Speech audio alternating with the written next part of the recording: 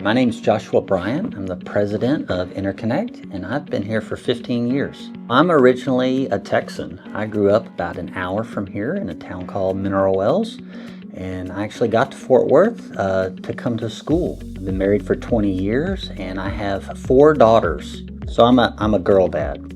I spend a lot of time helping my church and volunteering there. My faith is important to me. I also like in the quiet time at home to actually do some gardening. I actually started at InterConnect. So I had a friend that worked at InterConnect. He actually still works here now, that let me know that InterConnect was looking for someone to come aboard. So I started in the sales department. Some of the things that I love about this place are its can-do attitude and just how it operates. And I love that we serve our warfighter every day. Our team is a very unique team. It comes from really all walks of life, but what really makes our team unique is the spirit to get things done and accomplish big tasks that we might not think others can do. In 2026, we're looking to scale our company. We're looking to grow our team. We're looking to grow to manage bigger and larger opportunities.